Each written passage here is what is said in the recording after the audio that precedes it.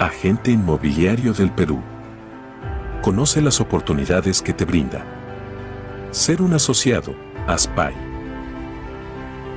Pertenecerás a la Asociación Peruana Inmobiliaria, más reconocida a nivel nacional e internacional. Tendrás acceso a constantes capacitaciones y cursos con certificación internacional. Tendrás convenios exclusivos con instituciones financieras y con empresas constructoras. Te ofrecemos además el ecosistema digital inmobiliario más completo, que no solo te permitirá listar propiedades, sino también gestionar tu propio negocio. Mercado Casa. Tu sistema inmobiliario. Más que una asociación. Somos una gran familia.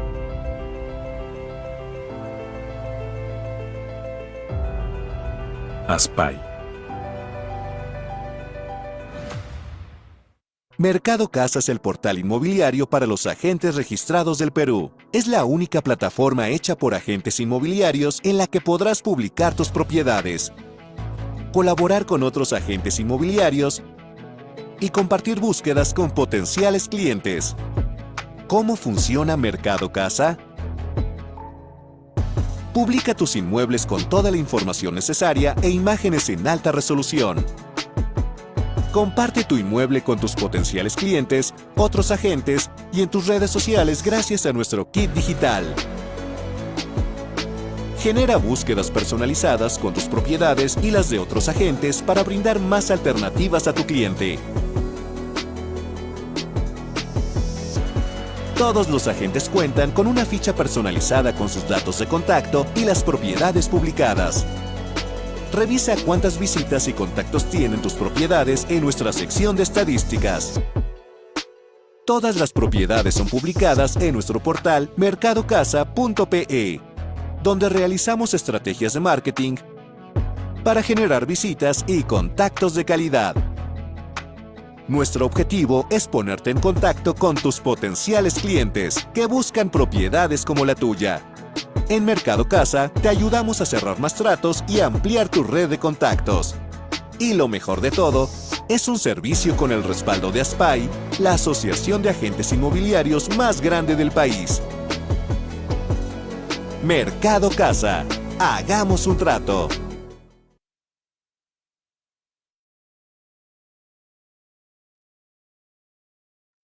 Adelante. Muy buenas noches con todos. Soy Carlos Dufó y en nombre de ASPAI, la Asociación Peruana de Agentes Inmobiliarios, le damos la bienvenida a nuestro webinar del día de hoy, jueves 20 de junio del año 2024. Esta noche es una noche especial porque vamos a tratar un tema de sumo interés para todos nosotros, que es el tema de la compraventa. Y esta disertación la tenemos gracias al auspicio y el patrocinio de la Superintendencia Nacional de los Registros Públicos, a quien agradecemos desde ya y desde siempre todo su apoyo que da siempre a ASPAI para poder promover los temas de derecho registral, de la propiedad, a través de estos webinars, de estos Zooms, que nos dan la oportunidad de conocer un poco más sobre los temas legales y registrales. Como ustedes saben, la compraventa, desde la perspectiva registral, es un proceso riguroso que se asegura la legalidad y la transparencia en la transferencia de las propiedades.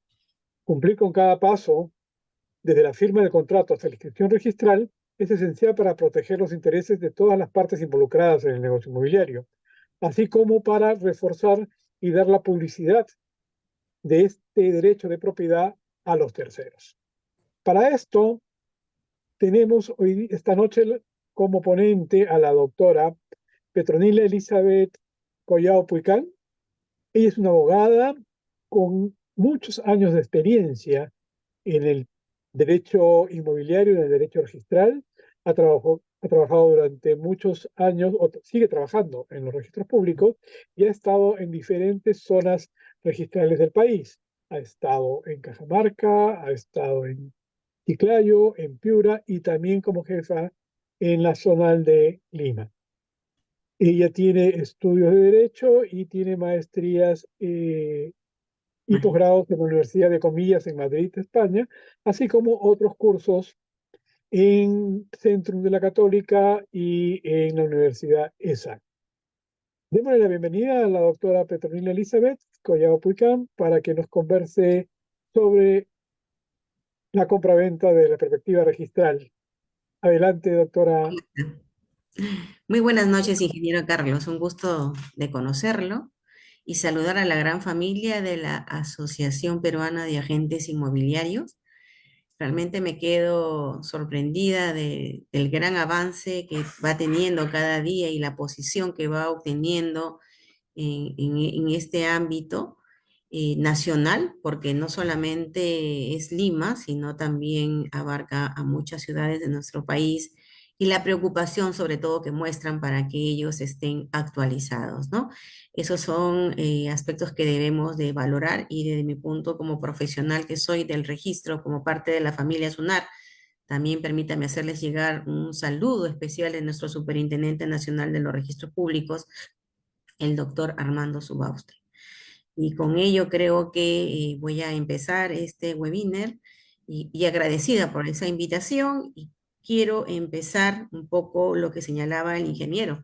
Efectivamente, el registro es una entidad pública que lo que pretende a través del proceso de la inscripción es buscar la oponibilidad, buscar que el derecho que se inscribe frente a terceros este pueda sostenerse, que sea sostenible toda inscripción.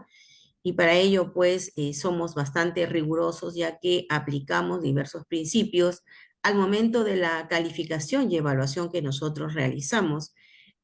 A cada documento, a cada acto que se presenta al registro, principios como es el de la legalidad. Por eso es que tenemos que nosotros, a través de esa evaluación, poder revisar cada uno de todos los documentos que acceden a esta entidad, ¿no?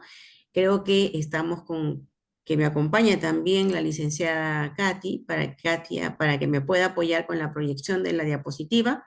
Katia. Hola. O si no, lo puedo. Muy bien. Gracias, Katia. Muy amable, Katia. Bueno, en principio tenemos que comenzar a hablar sobre algunos aspectos que tienen que ver con el tipo contractual, ¿no? Si bien es cierto, vamos a ir hacia la compraventa, que es la conversación de esta noche, la figura estrella de este espacio, pero también tenemos que ir entendiendo qué cosas significan los tipos contractuales para que un poco podamos ir llegando hacia la compraventa. Por favor, Katia, empecemos con esta exposición.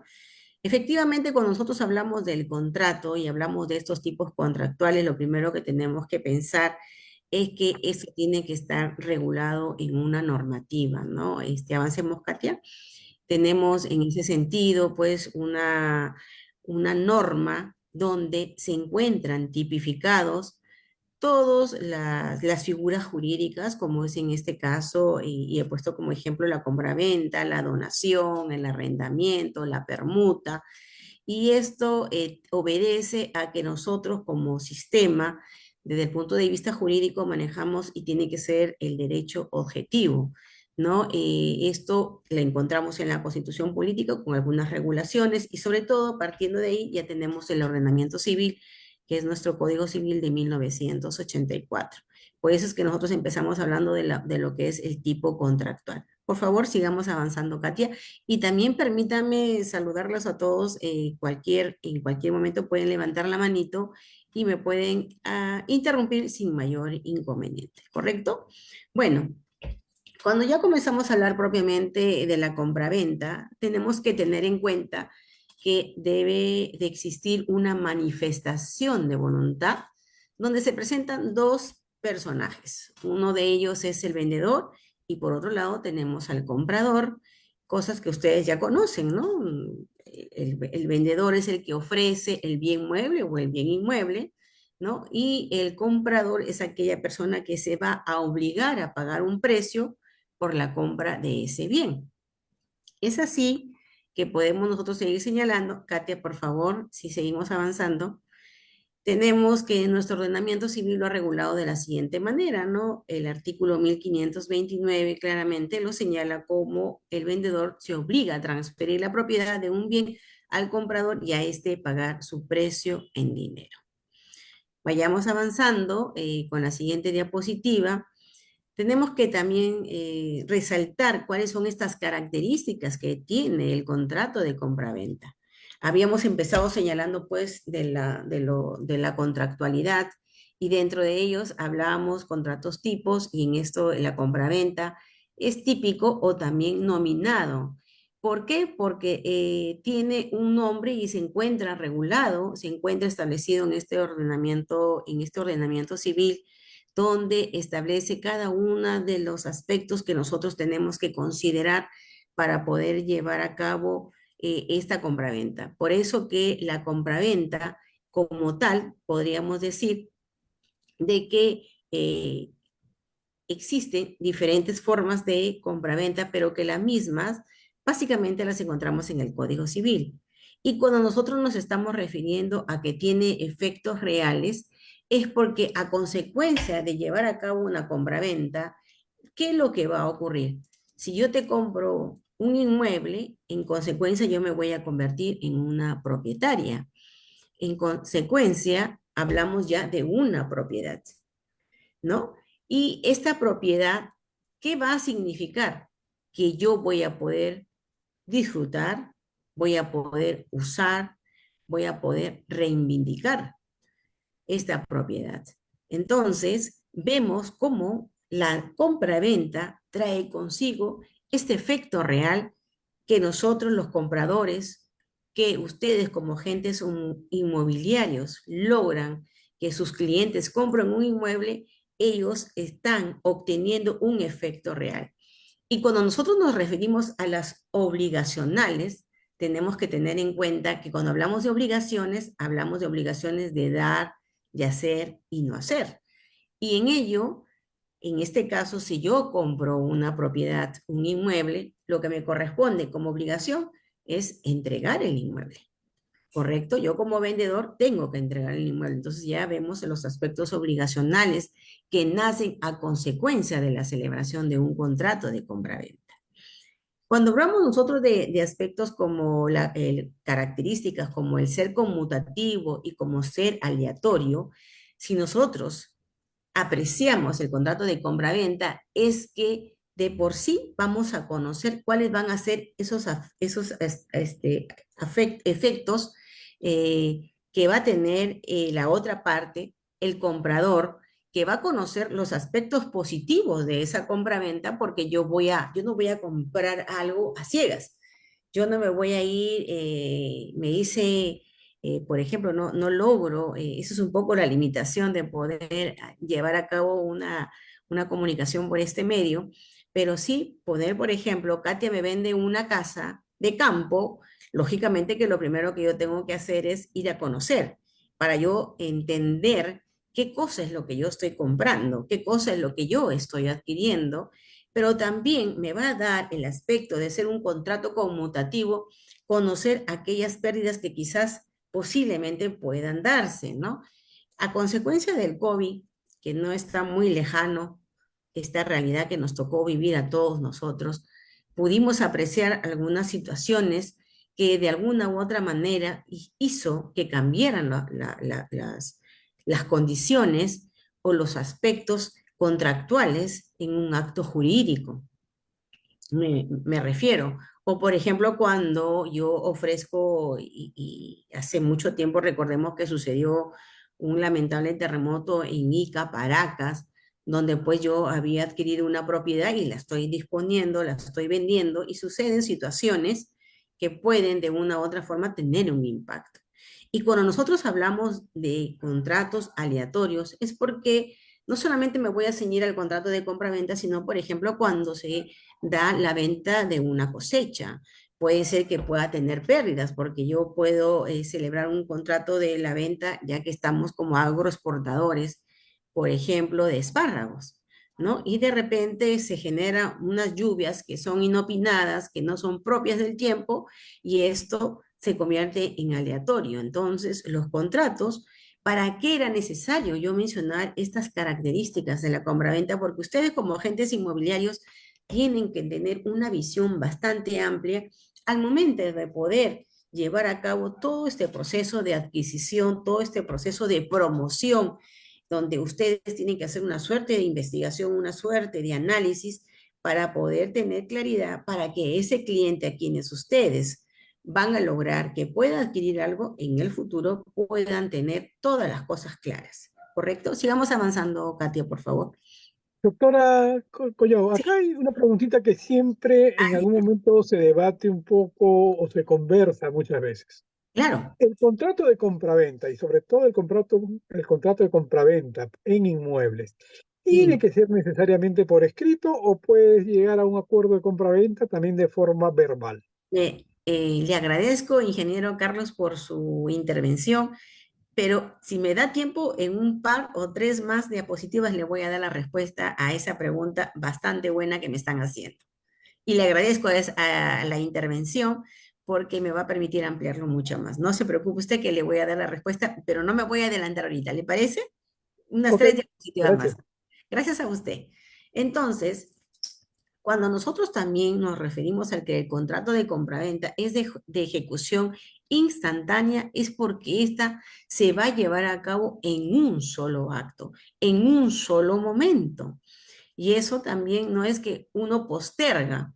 Cuando uno celebra un contrato de compra-venta, yo voy a la notaría, firmo el contrato de compra-venta, una de las partes, pero no significa que si el otro lo firma dentro de 3 días, no es de ejecución inmediata. No confundamos ellas, por favor. Tenemos que tener en cuenta que esto es como un solo acto donde nace el acto de la compra-venta. Prestaciones recíprocas, claro que sí, porque yo acreedor porque de una u otra forma estoy como acreedor y como deudor. Acreedor, yo vendedor me convierto en acreedor porque me van a tener que dar el precio y yo comprador me convierto en deudor porque tengo que pagar el precio y a la vez acreedor porque me tienen que entregar un inmueble. Entonces, en ese momento hay una suerte de prestaciones que se dan de manera recíproca tanto entre el vendedor con el comprador. Y para que sea un contrato oneroso, de un contrato de compra-venta, necesariamente tiene que ser oneroso. Tiene que haber de por medio el pago, ¿no? Que es el precio que uno va a establecer a un inmueble. En este caso, como estamos frente a la gran familia de agentes inmobiliarios, tiene que establecerse un precio de venta. Y un aspecto bastante importante que no lo había señalado, pero que sí no deja de ser menos, es que es un acto, un contrato consensual. Consensual adquirir. Hablábamos hace algún momento, cuando hablábamos de lo contractual, de lo típico, es de que tenemos que tener en cuenta que son actos jurídicos. En Alemania, por ejemplo, le dicen negocio jurídico. Pero a la larga existen algunas diferencias, pero no me voy a meter mucho en el tema porque si no los voy a un poco a marear. Pero sí, cuando nosotros hablamos del contrato de compra-venta, existen dos partes, lo había señalado hace un momento, y tiene que haber una manifestación de voluntad entre ellos. Esta manifestación de voluntad no puede ser una manifestación forzada, porque ya no sería manifestación de voluntad, ¿no es cierto? Donde tiene que haber una autonomía de la voluntad de las partes. Eso tiene que haber siempre claridad en ese aspecto, ¿no? Cuando yo estoy en un inmueble no es porque a mí me están coaccionando, porque tengo a tu hijo secuestrado y en consecuencia tienes que proceder a vender el inmueble porque ese acto sería nulo, ineficaz por la falta de voluntad. Entonces tenemos que pensar siempre que este contrato que es consensual es porque hay una manifestación de voluntad que se expresa y sabemos que nuestro ordenamiento civil claramente, ¿no? Claramente lo puede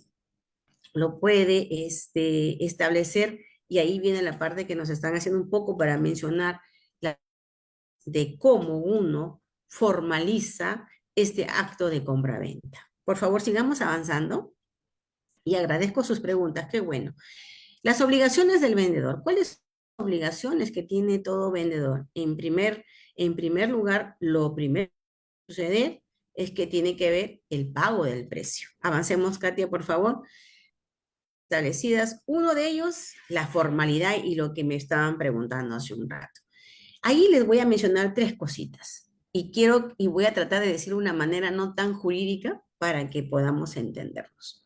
Una de ellas es la forma ad probatione. La forma ad probatione. Lo que es que no exige una formalidad. No existe una forma como tal. Ad probatione. En ese sentido es lo que establece nuestro Código Civil.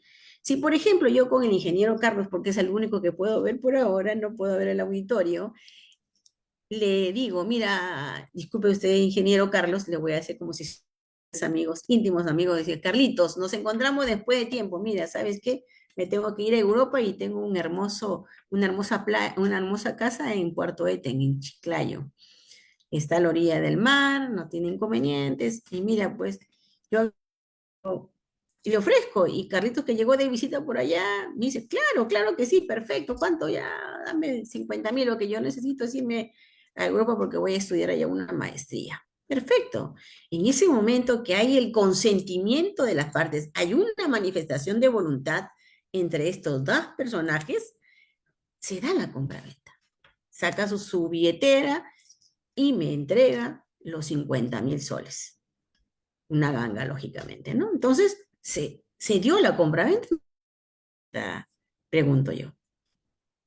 Claro que sí. Hubo una voluntad, hubo un precio, un objeto, que es el inmueble, y se da una compraventa. Pero ahora, ¿cuál es el tema? Cuando hablamos de la aprobación, es de que no exige la ley una forma, una forma. Y ahí viene otro ejemplo para poder ir clarificando las cosas. Como no exige una forma, viene la segunda, que es la ac solenitate. Cuando hablamos de ac solenitate, el ordenamiento civil lo que nos dice que sí, la ley dice que tiene que existir una forma. Pero a diferencia de la compra-venta, voy a poner de una donación, si yo quiero donar un inmueble, por ejemplo, lo hago a través de una minuta, simplemente una minuta, que es un contrato privado en Petronila Collao Puica y el representante legal, el ingeniero Carlos Dufo. En consecuencia, les dono el inmueble. Pero ¿saben cuál es el problema?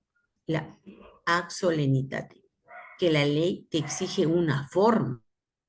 Una forma, en este caso, tiene que ser por escritura pública. Pero ¿qué es lo que pasa? Y hay una última que esa la voy a mencionar porque voy a ir hacia la primera forma, que es la approbazione. Lo que pasa es que el primer ejemplo que yo puse de la primera compra-venta, donde fue verbal, y no me dejará mentir, bueno, si conversamos con nuestros bisabuelos, ¿no? Que tenemos alguna de la suerte que puedan tener, podían preguntar que antes se realizaba y valía la palabra. La palabra valía. No necesitaba más, yo entregaba el dinero y lo tenía el inmueble. Pero posteriormente, estas cuestiones de la inseguridad propiamente han ido ya por cuestiones de probanza, por cuestiones de probarle al resto que yo soy el propietario, voy a necesitar de un título, de un documento. Y, por ejemplo, puedo vender a través de un documento privado. Recordemos que nuestro país como tal es un país diverso en todos los sentidos de la palabra. Culturalmente, ¿no? Podemos nosotros tener en cuenta de que en algún momento los jueces de paz jugaron un papel muy importante, donde ellos ejercían una función notarial. Dentro de 8 kilómetros no había un notario y ellos podían ser los artífices y ejercían la función de un notario para celebrar un acto de compraventa. Pero fue que esto se modificó en el año 2012 a raíz de muchas situaciones que se comenzaron a dar, que lo que sucede, comenzaron a utilizar estas facultades que tenían para poder entrar en el tipo de tierras, ¿no? Pero en consecuencia ya no podías ellos ahorita, y se lo menciono para que tengan cuidado los agentes, Si en caso cuando llega dice el vendedor, mira, lo único que yo tengo es una escritura pública imperfecta, se le denomina así, esta escritura pública imperfecta, tengamos en cuenta que solamente hasta el 2012 ellos tenían facultades. ¿Ok? Yéndonos al ejemplo segundo que puse de un contrato privado, porque los jueces de paz realizaban escrituras públicas imperfectas. Pero vamos a un contrato privado donde el señor Carlos y yo realizamos un contrato de compra-venta y el abogado estampa su firma, ¿no? Ante él realizamos la compra-venta, se identificaron a las partes, a los intervinientes, comprador, vendedor, identificó al bien objeto de transferencia, de compra-venta, un precio de venta, y se cerró el contrato y solamente lo firmó ante God. Como nosotros estamos ante una forma axolemitate, que donde nuestra norma no sé como tal, es válido el contrato. Pero espérense, vamos a la tercera forma, donde, dejando de lado a los jueces de paz, como mención e ilustración para que tengamos en cuenta si en algún momento se le da a algún cliente con una escritura pública imperfecta, o sea, realizada ante un juez de paz. Los jueces de paz en la actualidad no tienen facultades para poder ellos ser funcionarios y ante ellos celebrar una escritura pública de compraventa. Entonces, yéndonos ya a la otra parte, donde yo, Carlos, celebramos un contrato de compra-venta del mi inmueble de la playa de Puerto, pero tenemos la minuta, nos vamos al notario y firmamos la escritura pública. ¿Correcto? ¿Se dan cuenta?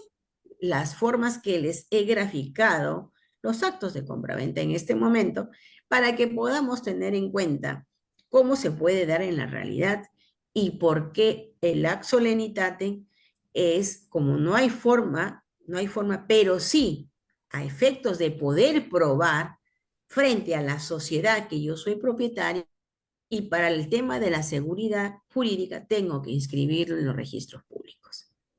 Por otro lado, es muy válido mencionar en este punto que nosotros estamos inmersos en lo que es un sistema declarativo, que puedo llegar a firmar la escritura pública, pero no lo llevo al registro. No lo inscribo en registro público porque es un sistema declarativo. El sistema declarativo se caracteriza porque no existe la obligación de inscribir en el registro. ¿Ok? No sé si hasta ahí me están entendiendo, por favor, y con la confianza del caso, me pueden interrumpir. Mientras tomo mi agüita. Y creo que hasta ahorita está todo claro, doctora. Perfecto, continúo. Entonces, vamos a ir a la figura jurídica de lo que es el concurso de acreedores. ¿Y a qué se refiere con el concurso de acreedores? Tengo un documento privado con intervención de un abogado, tengo una escritura pública que no se inscribió en el registro y tengo una escritura pública inscrita en el registro público. Pero quiero hacer algo, una pequeña ejemplo.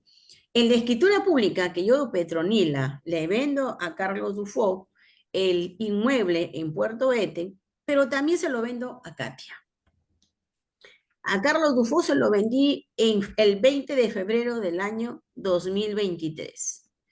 Y a Katia se lo vendo el 13 de junio del 2024. Como Carlos vive en Lima, ni se le ocurrió ir a Eten, no se ha presentado, no ha hecho nada. Entonces, Katia, más displicente, agarró y viajó a Chiclayo, se fue hasta Eten y lo inscribió en registros públicos. ¿Y qué resulta?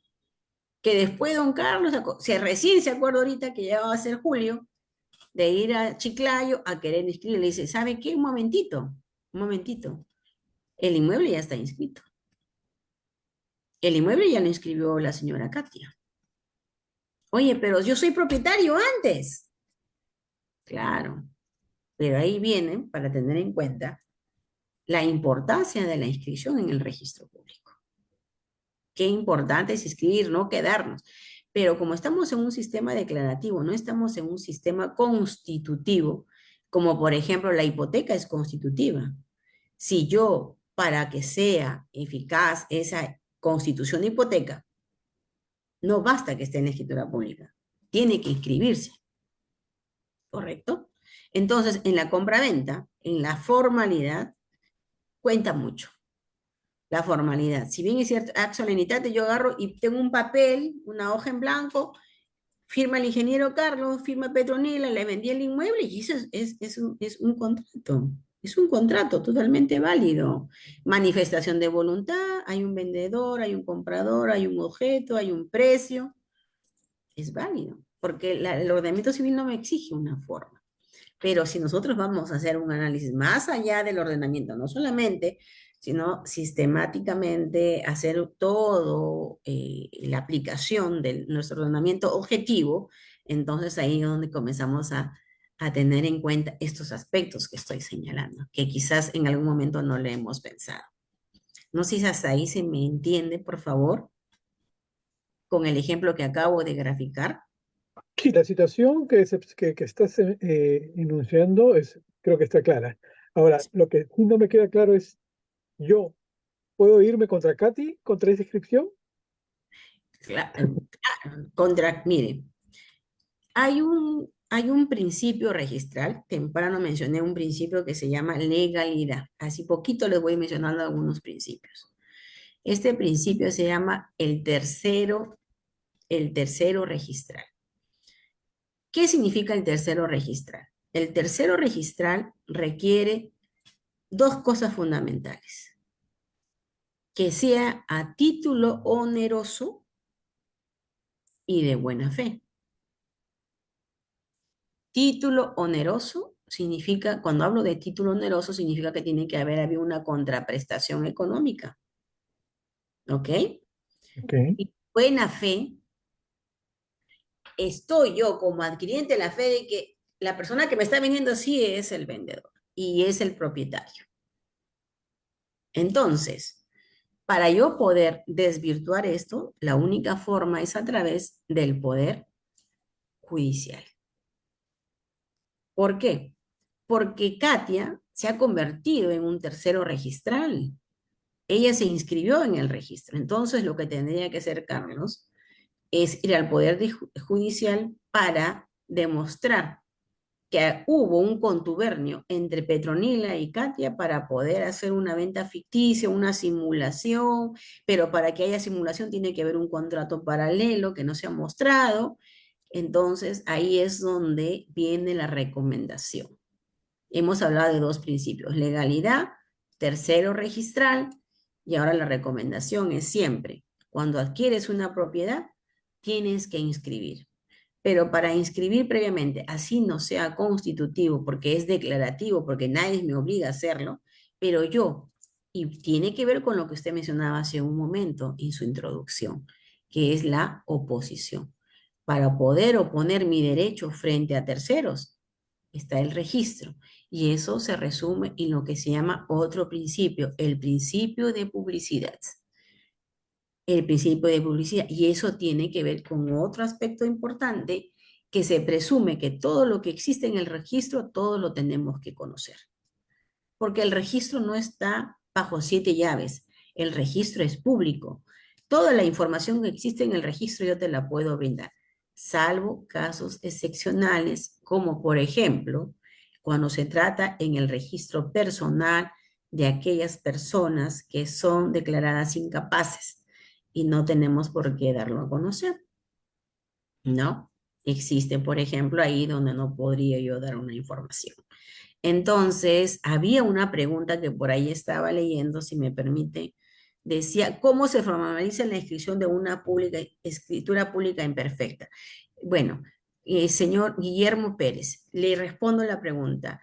Una escritura pública imperfecta es aquella que es otorgada ante un juez de paz que en su momento tuvo facultades para poder hacerlo, porque él tenía que estar autorizado por una resolución del Ministerio del Poder Judicial que lo reconocía como tal.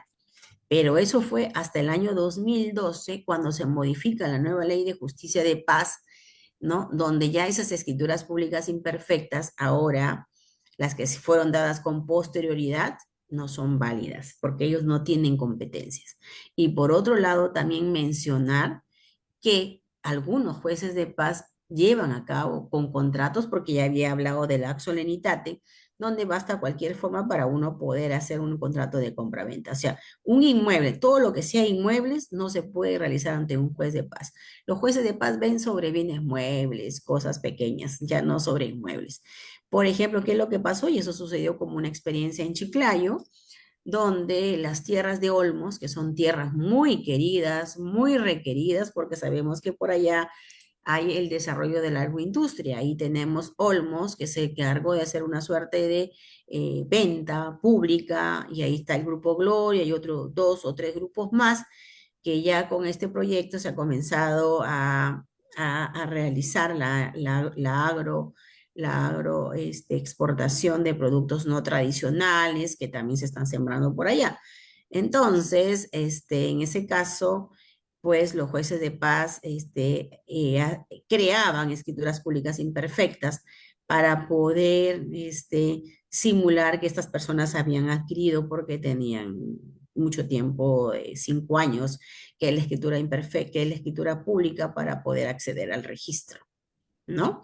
Entonces, para precisarle a Guillermo, justamente esas escrituras públicas imperfectas, recordemos y relacionémoslo siempre con el juez de paz. Antes del 2012 son válidas, pero para eso hay que verificar que cumpla con los aspectos que contiene una escritura pública, como es una introducción, un cuerpo y una conclusión. Introducción, que las partes son debidamente identificadas; el cuerpo, la introducción, el cuerpo que contiene la minuta donde está a cabo el contrato de compra-venta; y finalmente que es la suscripción del acto jurídico. ¿Ok? Entonces espero haber en alguna manera aclarado con mi respuesta a Guillermo Pérez. Acá hay otra pregunta, me dice: hay asientos que no son visibles en la partida de registrar públicamente, ¿cómo se solicita para poder verlas? Bueno, te decía que, Andrés, que el registro público es público, valga la redundancia. ¿A qué asientos en específicos te refieres? Porque yo mencionaba, por ejemplo, cuando una persona es incapaz y tiene a través del juez, o por ejemplo, cuando se trata de un embargo por violación, ¿no? Donde no se puede decir que es una violación y hay cosas que son. No, en el contrato de compra-venta todas tienen que ser visibles, todas tienen que mostrarse. No sé si me podrías ampliar un poco más en qué caso se ha presentado ello, para poder tener una mejor claridad en tu inquietud y poder darte una respuesta adecuada. Me parece que necesito una mayor información, pero no te preocupes, que lo podemos hablar después sin ningún inconveniente. ¿Te parece?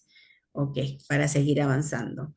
Entonces, eso tiene que ver justamente con el tema de lo que es la formalidad de la compraventa, ¿no? Y la otra parte, que es la solemnitate, que tiene que ver que la ley dice que sí tiene que haber una forma.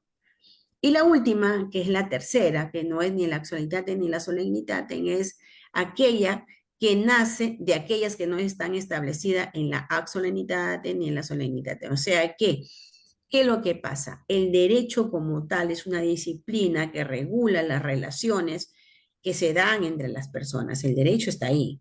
Y como consecuencia de la evolución y cambio constante que va existiendo en nuestra sociedad, nacen nuevas necesidades que necesitan ser reguladas. En consecuencias, estas que no están contempladas como ac solemnitatem entran en esta tercera forma. Por eso que este es un punto bastante importante al momento de la compra-venta. ¿Ok? Continuamos. Por favor, Katia, continuamos.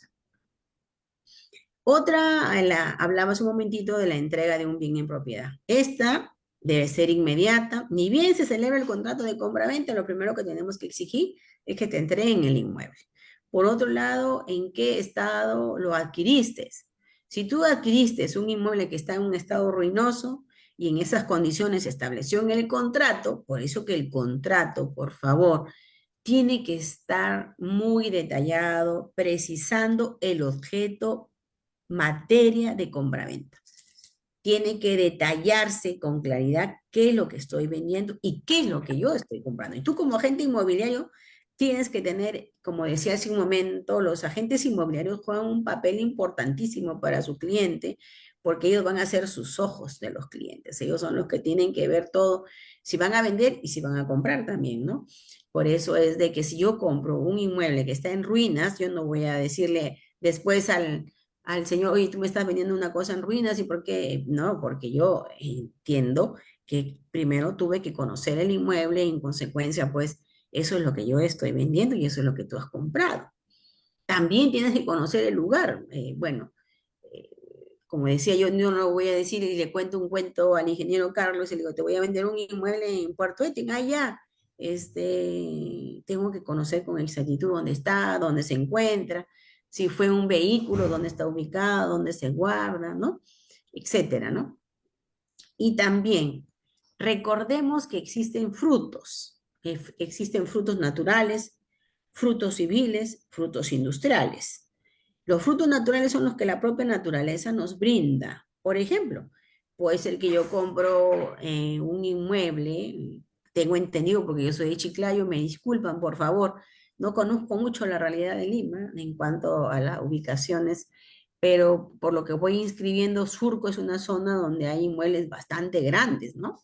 Justo ya inscribí a uno bastante grande. Y bueno, y generalmente dentro de estos inmuebles también existen árboles, ¿no?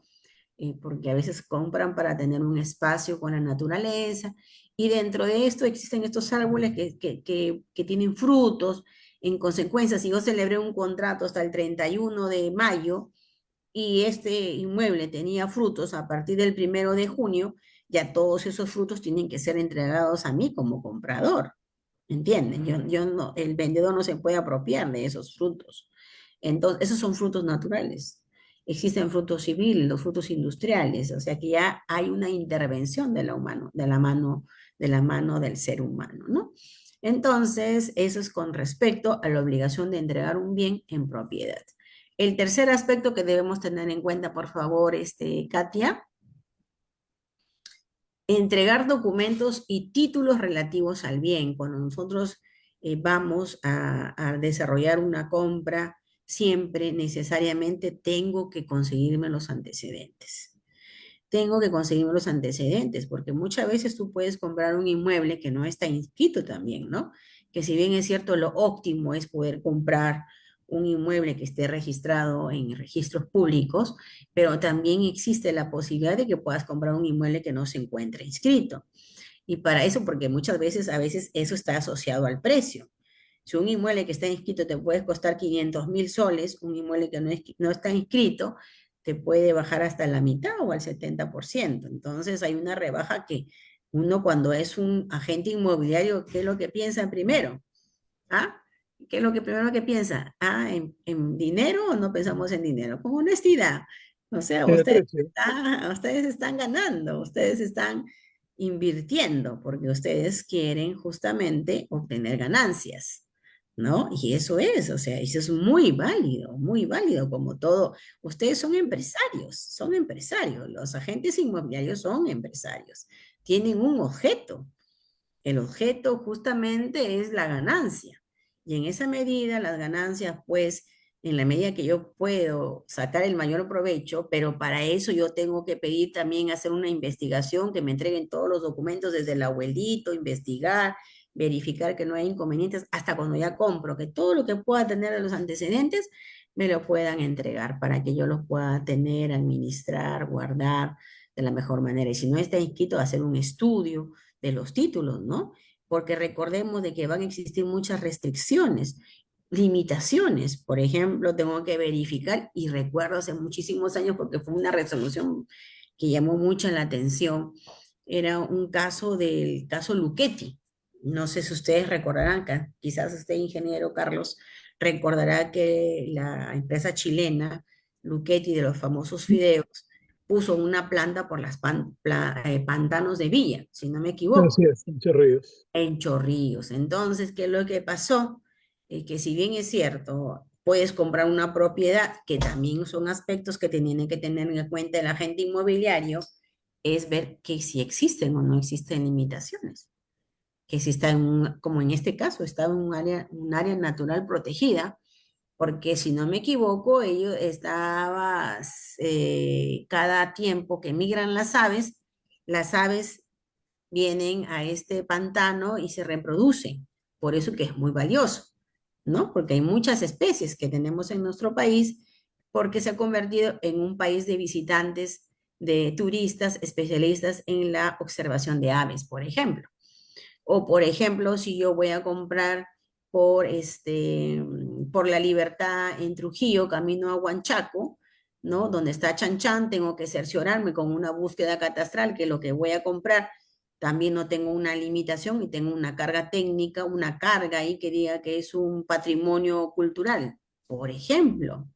¿Entienden? Entonces son Claro. cosas que uno tiene que observar en el momento de la adquisición de una propiedad, ¿no? Sigamos avanzando, por favor. Cuando nosotros tenemos también la oportunidad de comprar un inmueble, tenemos que tener que pensar en que exista una garantía de saneamiento. Cuando nosotros hablamos de la garantía de saneamiento, nos vamos a referir a tres cosas, básicamente. Uno, que es el saneamiento por evicción, saneamiento por vicios ocultos, y la última es saneamiento por hecho propio. Cuando nosotros hablamos de saneamiento por evicción, es que antes de existe un peligro en poder yo comprar este inmueble, ¿no? En cambio, cuando hay saneamientos por vicios ocultos es cuando ya tú compras el inmueble y comienzan a denotarse problemas que hay en el inmueble. Entonces, todas estas cosas nosotros, perdón, ustedes como agentes inmobiliarios tienen que tenerlas presentes. El saneamiento por evicción y saneamiento por vicios ocultos puede dar lugar a que el contrato se resuelva, ¿no? Por ejemplo, el saneamiento por evicción, los daños que te pueden ocasionar. Hay que tener mucho cuidado. Si hay vicios ocultos, por ejemplo, yo no sabía, se compró un inmueble en Chota, por ejemplo, en Chota para la ejecución de un proyecto inmobiliario para Sunar. Y debajo de ese inmueble se descubrió que había una canaleta natural que corría y nadie, al momento que uno lo compra, pues esto no se notaba, ¿no? Se comenzó a construir y conforme se iba construyendo, ese canal subterráneo comenzaba a botar agua y de tal manera que subía como 5 a 6 metros. Imagínense, son saneamientos por vicios ocultos. Entonces, son cosas que nosotros tenemos que tener en cuenta. Por favor, sigamos avanzando. No sé cómo estoy de tiempo. ¿Qué?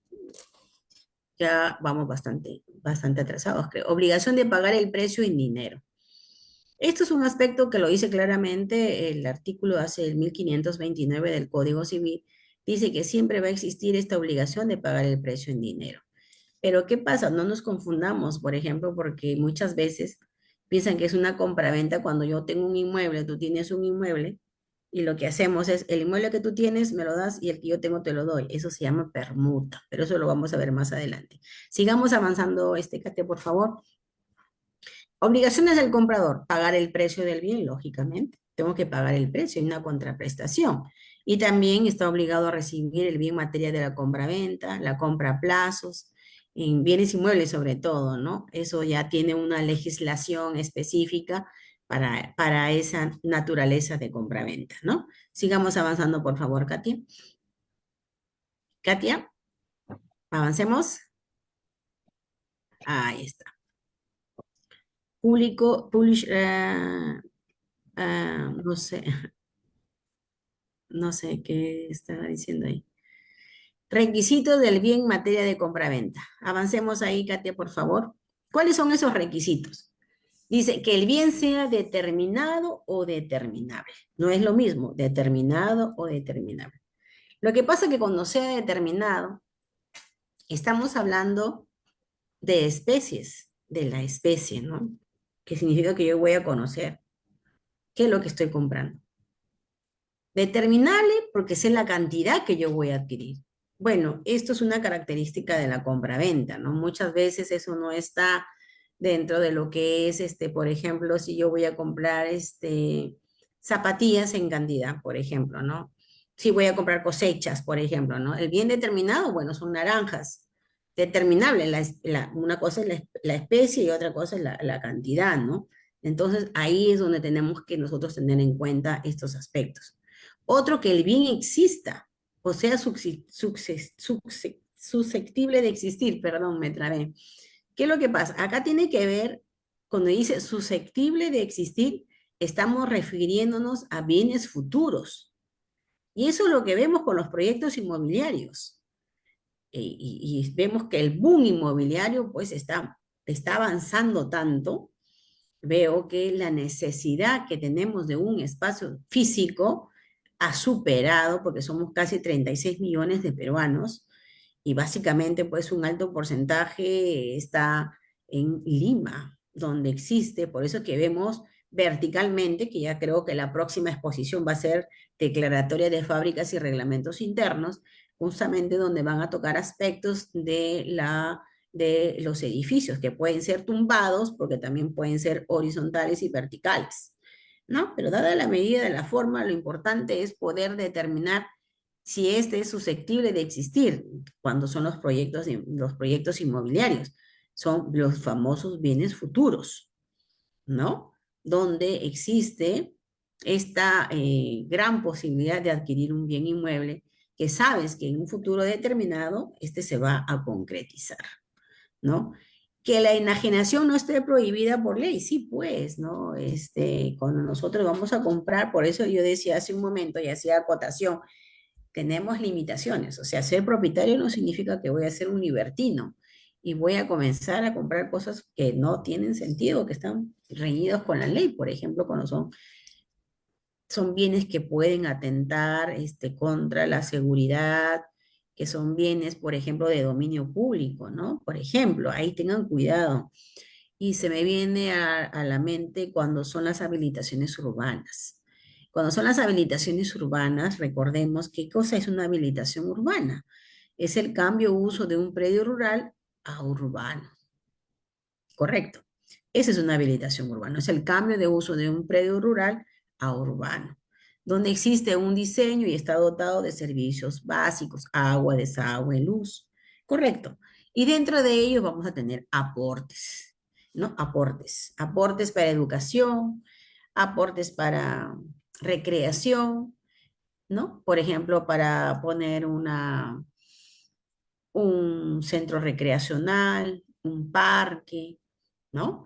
Tenemos ahí, y estos son de dominio público, ¿no? Y muchas veces hay personas que se han posesionado, se han instalado dentro de un espacio que está destinado o que es de dominio público. Cuando hablamos de dominio público, porque existen bienes de dominio privado y de dominio público que son del Estado. En consecuencia, pues yo no voy a poder comprar el parque, ¿no? Muchas veces hemos visto en las noticias cómo las municipalidades, y tienen facultades para hacerlo, no lo hacen, pero vemos que las personas invaden las partes externas de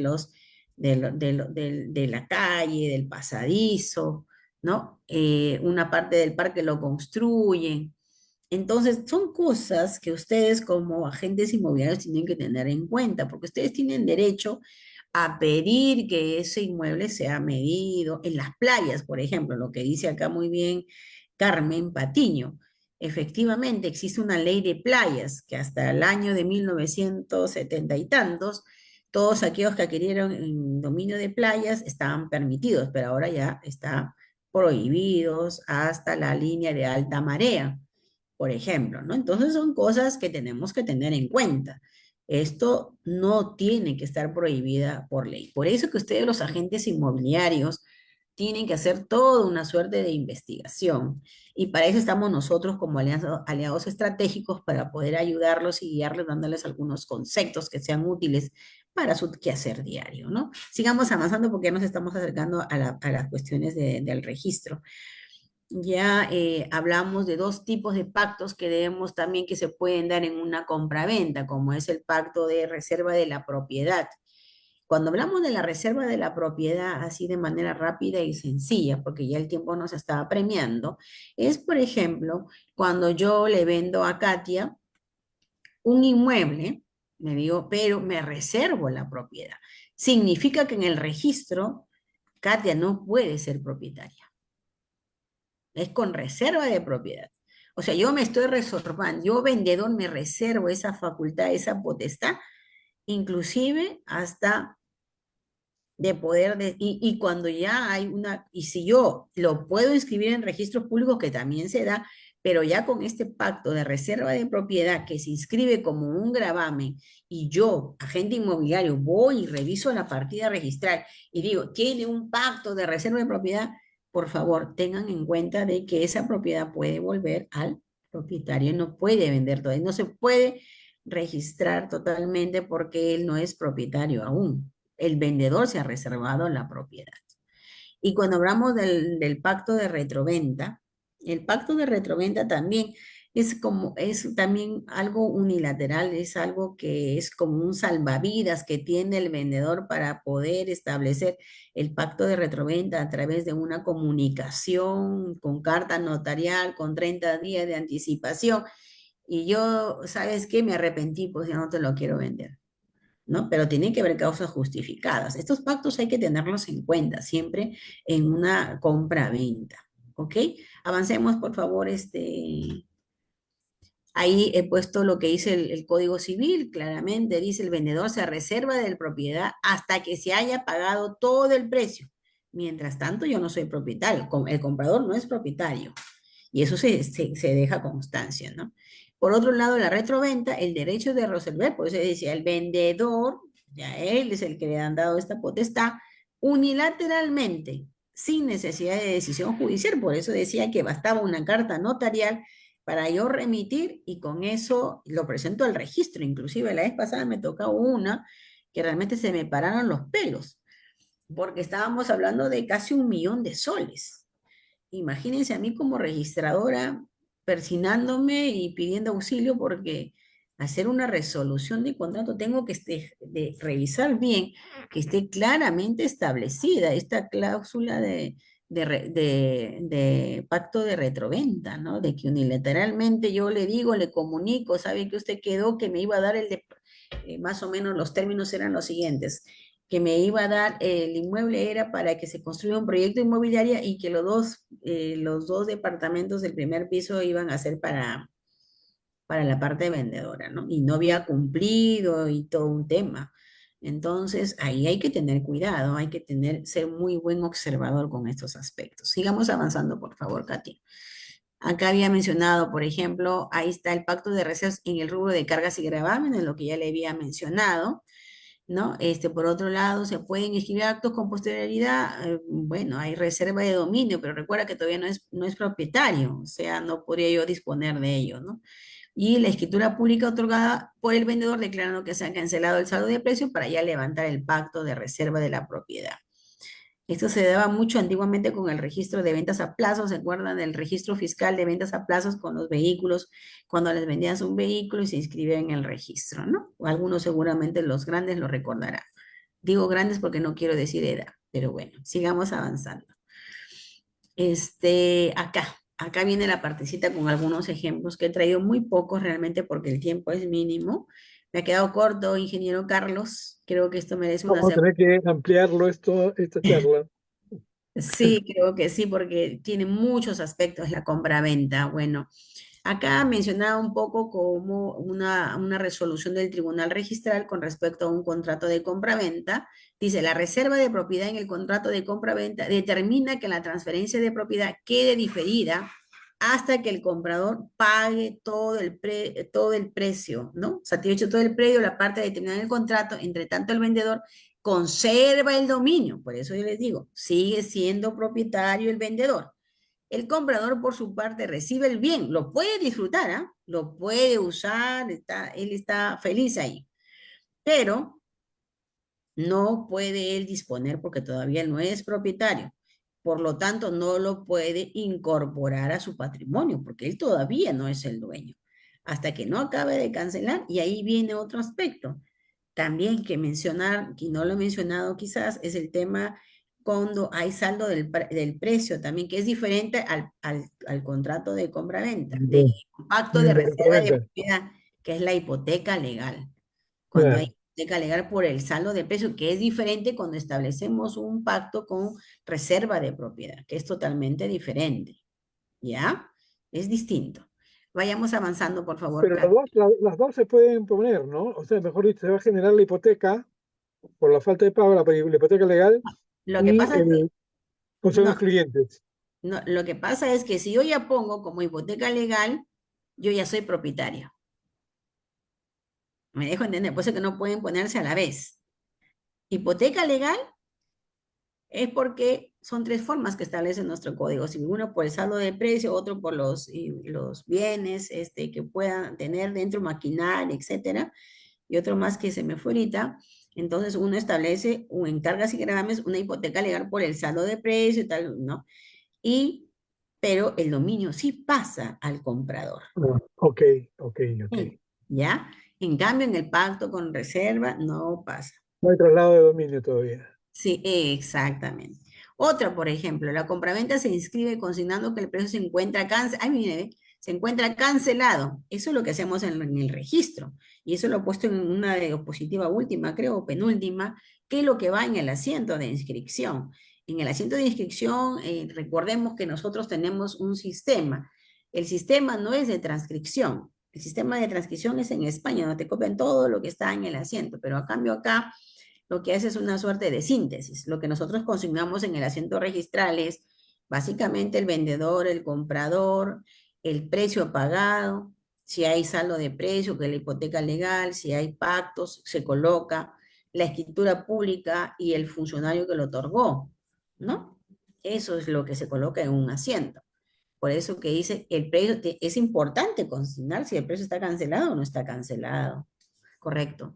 ¿Y cómo se va a pagar? ¿No? Entre un año, 2 años, no sé, meses. Hoy día escribió una compra-venta con hipoteca, pero eso ha sido con hipoteca ante un banco de 13 millones de dólares.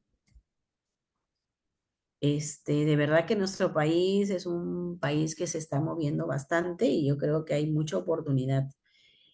Dicen que cuando hay necesidades, hay oportunidades, así que aprovechen los agentes inmobiliarios. Por otro lado, cuando hay cancelación del precio de venta, no es necesario, eso es resolución judicial aclaratoria si de los propios documentos adjuntados se puede determinar que el órgano jurisdiccional valoró la cancelación total del precio. O sea, eso cuando se trata de hay una contienda judicial, ¿no? Si se pagó o no se pagó, entonces el juez tiene que decirnos a nosotros. Y ahí tenemos que aplicar también la normativa, el reglamento, el Código Civil. Avancemos, por favor, a la siguiente.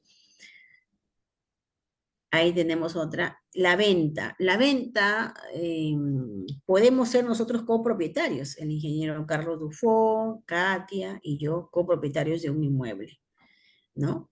En consecuencia, nosotros somos copropietarios. Significa que nosotros lo que tenemos son acciones y derechos. ¿Qué son acciones y derechos? Las acciones y derechos son cuotas ideales. Al ser cuotas ideales, son cuotas imaginables, no están materializadas. ¿Por qué? Porque si yo tengo, supongamos que este sea mi lote de terreno, ya, disculpe, este es mi lote de terreno, en consecuencia, en este lote de terreno estamos los tres acá. Pero como son cuotas ideales, lo que vamos a tener es un porcentaje, el 33 punto o coma 33% cada uno, ¿correcto? ¿Ya? Pero como son cuotas ideales, yo no voy a saber dónde está. Si está acá en la puntita, lo que me pertenece, o está acá en medio, o está en el otro extremo, o acá te le toco por acá, etcétera. En consecuencia, nosotros lo que estamos hablando es de que al ser cuotas ideales, todavía no se sabe, pero sí se pueden transferir tus cuotas ideales siempre que estén determinadas, porque muchas veces no se han determinado las cuotas ideales. Por ejemplo, existen predios, no recuerdo ahorita el distrito, donde tiene, por ejemplo, te venden el 0,5420% de todo un total, ¿no? O sea, imagínense, y ahí sí hay un montón de personas, ¿no? Entonces, siempre es importante el tribunal registral, consta una determinada cuota a favor del vendedor, dice, es posible el traslado, siempre y cuando, ¿no? esté establecida, esté definida, ¿no? Y tiene que haber un documento traslativo, igual una escritura pública de compraventa. Sigamos, por favor. Sigamos. Fecha de transferencia considerada en sede registral. ¿Cuándo es la fecha de la transferencia? ¿Cuando firmé la minuta o cuando se otorgó la escritura pública? Es, 8 minutos. no, cuando se otorgó la escritura pública. En este caso, cuando estamos hablando y hemos optado por la escritura pública, lógicamente, que estamos en un aspecto formal, opté por la escritura pública, porque la escritura pública, recuerden que tiene inserta la minuta, ¿correcto? Si yo solamente tuviera la minuta, la fecha cierta sería la minuta y con la intervención de un abogado que lo firmó, ¿no? Pero recordemos siempre, no olvidemos el concurso de acreedores, el concurso de personas, ¿no? Que tienen varios documentos, cuál es y cómo prevalece cada uno con respecto al otro. Ya, sigamos avanzando otra, por favor. Katia. Licenciada Katia. Ya la pasó ya. Ahí está. Cuando hay copropiedad, ¿no? Para que uno o más copropietarios transfieran parte material, ¿no? Copropietarios, parte material, tienen que intervenir todos. Por ejemplo, como no hay división y partición en la copropiedad, se entiende que todos tenemos todo y no sabemos dónde están, como mencioné hace un rato, mis acciones y derechos, ¿correcto? Porque no están materializadas. Pero si, por ejemplo, tengo un inmueble que tiene 200 metros cuadrados y te voy a vender 100 y somos los tres que estamos acá en esta mesa, entonces tenemos que intervenir todos los tres para vender una parte material, o sea, una parte que esté determinada, en este caso que son los 100 metros cuadrados, ¿ok? Pero los tres copropietarios. No sé si me dejo entender. Tenemos un inmueble de 200 metros cuadrados, Ujú. estamos los tres copropietarios, mencioné para que no se confunda. Los tres somos copropietarios y tenemos el 33,33%, siempre y cuando no haya ninguna división ni nada.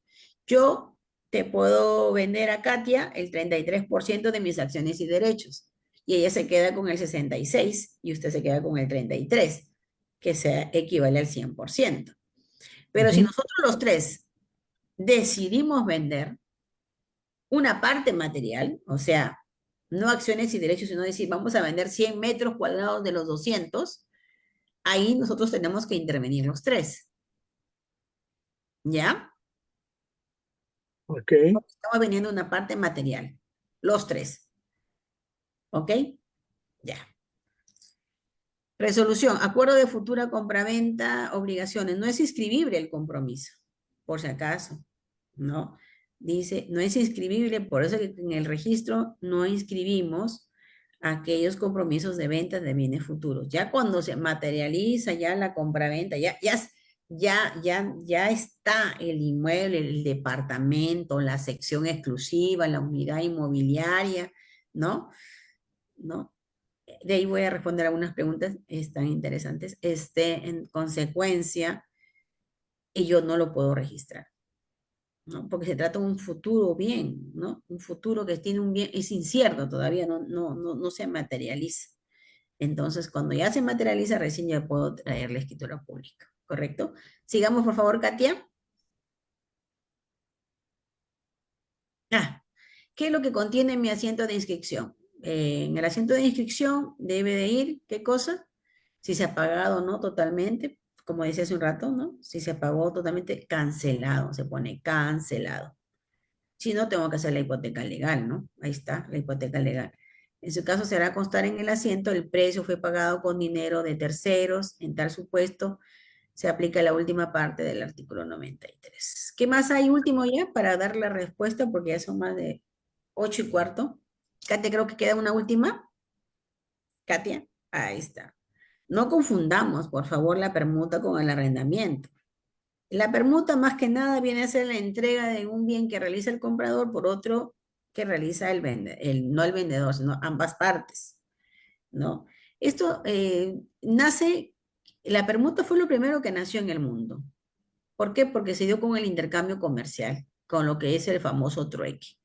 Yo agarraba y le entregaba a una persona este, un bien y él me entregaba otro bien, ¿no? Esa es la permuta, sencillísima, ¿no? En cambio, ya cuando ya la compraventa es a posteriori, ya cuando un precio de venta se pagaba y ya.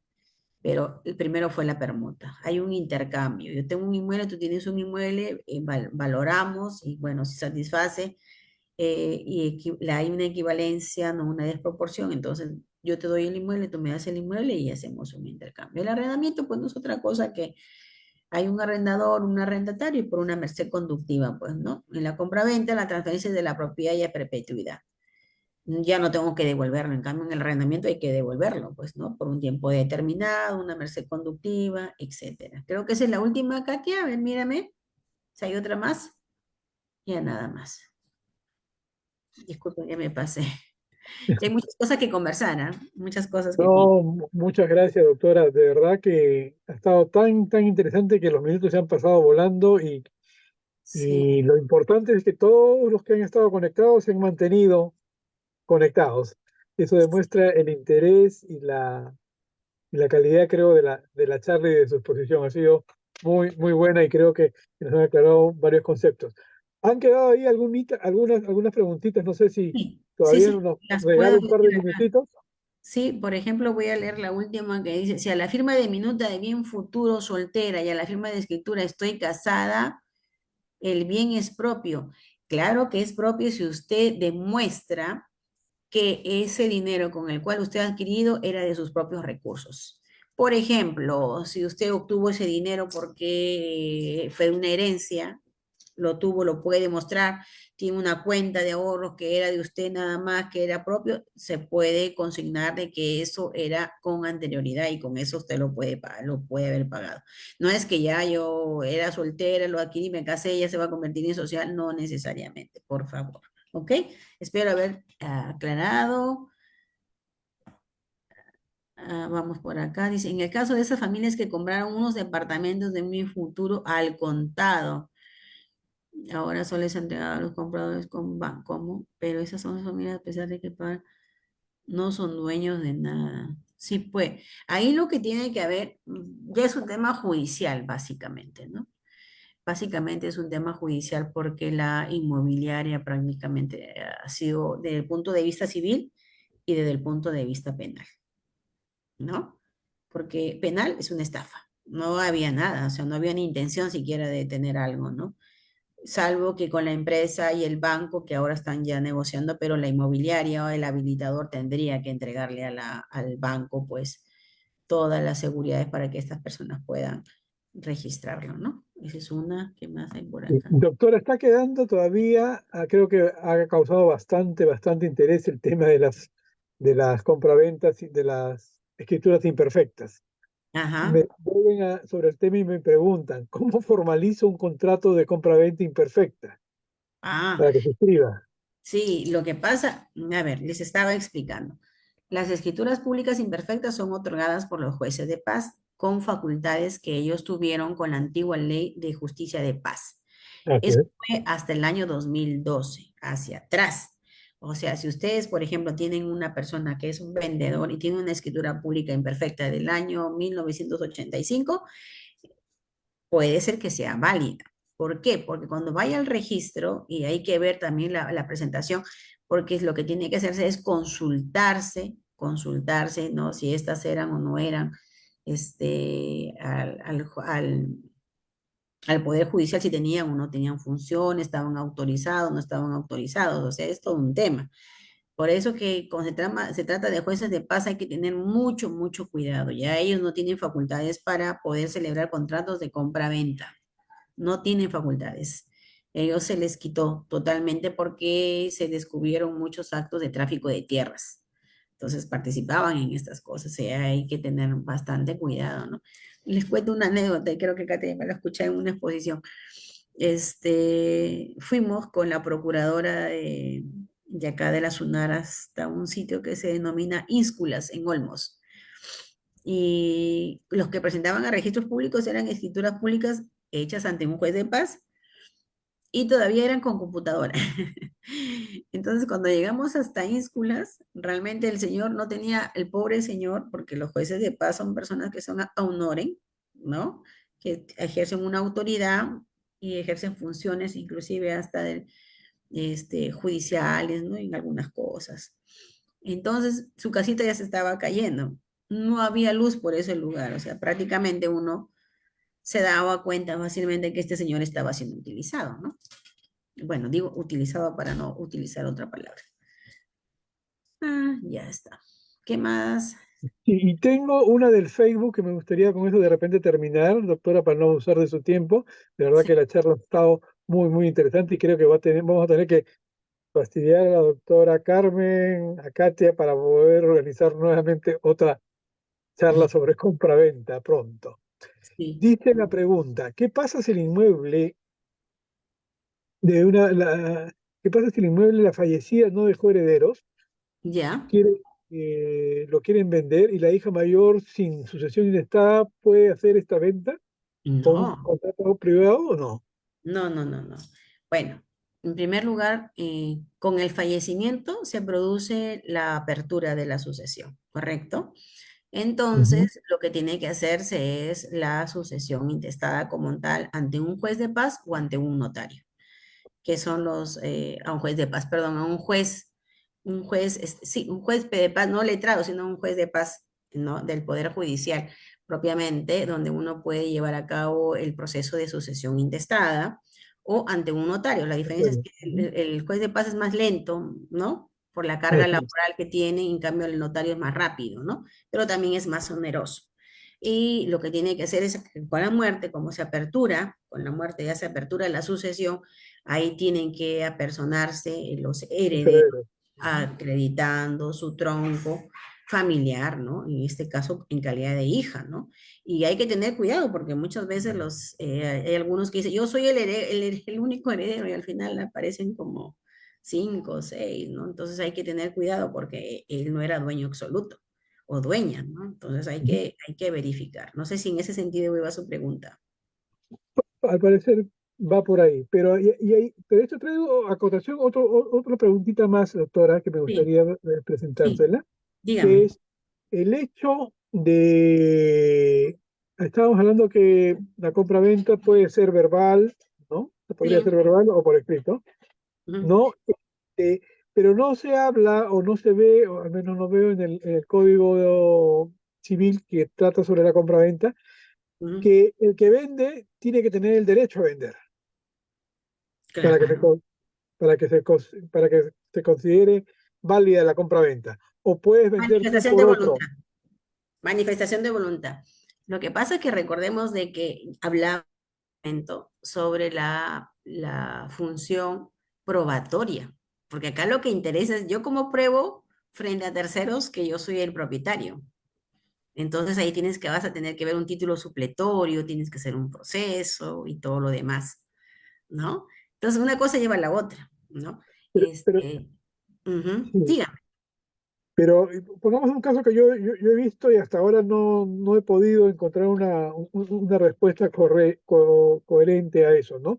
Ujú, Varios herederos que estaban tramitando ¿cómo se llama? Una sucesión sucesión. intestada. Ujú, No se está escrita todavía la sucesión intestadas. ujú, Uno de ellos ofrece vender, o mejor dicho, firma un documento que dice que es un contrato de compra-venta y diciendo que él va a encargarse de que se regularice posteriormente cuando salga la sucesión intestada, ¿no? Regularizar el contrato de compra-venta. Lo que Un pasa es que documento ahí podría puede ser ser, válido, ya, si él dice, obliga a quiero los otros herederos. un documento y si en realidad existe por eso le decía hace un momento, ¿se acuerda que hablábamos de que era necesario tener y recaudar todos los documentos, todos los antecedentes y todo para verdadero, ¿no? Pero en el supuesto que usted me está planteando, ¿qué es lo que pasaría? Por ejemplo, si suponiendo que la madre o el padre sí tenían documentos, títulos o algo, y yo como heredero digo, sí, te lo voy a vender y no sé cuántos, puede ser ratificado por todos los herederos, con una escritura pública. Vaya, pero entonces la única forma de que se haga válido por Es parte que del comprador para inscribir en el Para registro. escribirlo.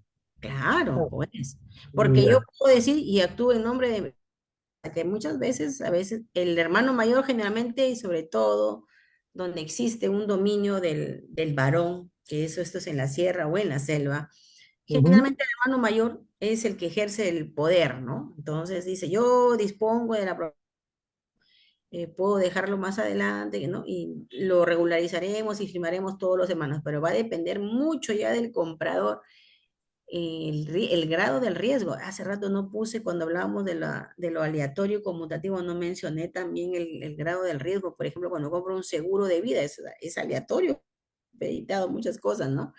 Igual sucede también, ¿no? Hay que minimizar el riesgo en una adquisición, en un inmueble, ¿no? O sea, hay cosas de cosas de cosas, ¿no? Hay que averiguar bien, hay que recabar los antecedentes, preguntar desde cuándo están como propietarios, porque vas a encontrar muchas realidades, ¿no? Sobre todo en la sierra. Recuerdo mucho cuando estábamos en la parte del proyecto de tierras y hacíamos la formalización. Muchas personas tenían su título de propiedad propiamente, título de propiedad otorgado por la agricultura en aquellos años, que eran los años 70, recordará usted, y los tenían guardados bajo su almohada, así literal, lo tenían guardados escondidos, porque una cultura de desconfianza, una cultura de que si lo muestro voy a pagar impuestos, ¿no? Y se asustan las personas, ¿no?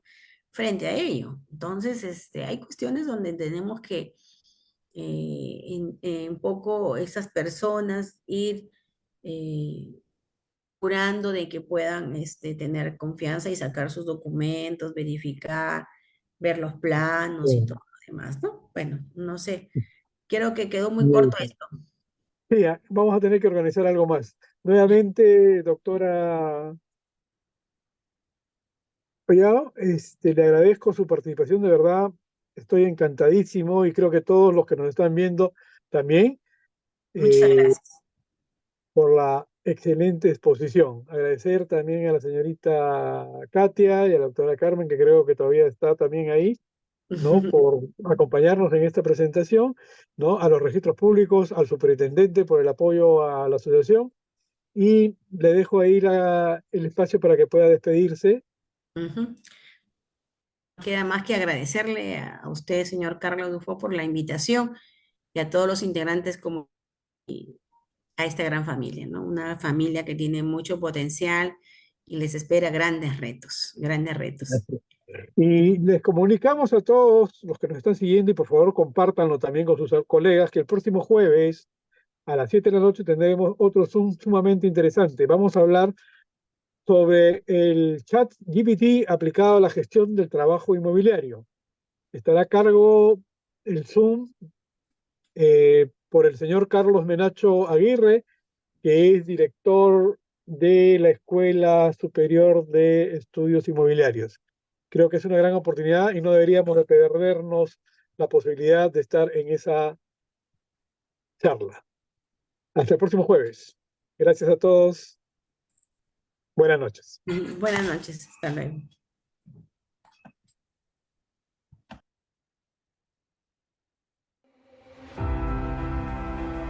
Agente Inmobiliario del Perú. Conoce las oportunidades que te brinda. Ser un asociado, ASPAI. Pertenecerás a la Asociación Peruana Inmobiliaria, más reconocida a nivel nacional e internacional. Tendrás acceso a constantes capacitaciones y cursos con certificación internacional. Tendrás convenios exclusivos con instituciones financieras y con empresas constructoras. Te ofrecemos además el ecosistema digital inmobiliario más completo, que no solo te permitirá listar propiedades, sino también gestionar tu propio negocio.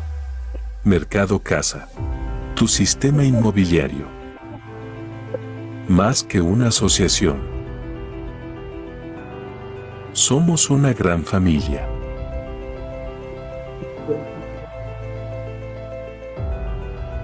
ASPAI.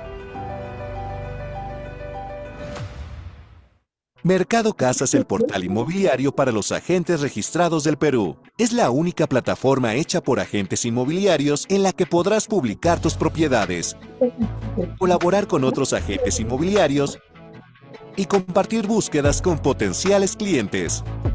¿Cómo funciona Mercado Casa? Publica tus inmuebles con toda la información necesaria e imágenes en alta resolución. Comparte tu inmueble con tus potenciales clientes, otros agentes y en tus redes sociales gracias a nuestro kit digital.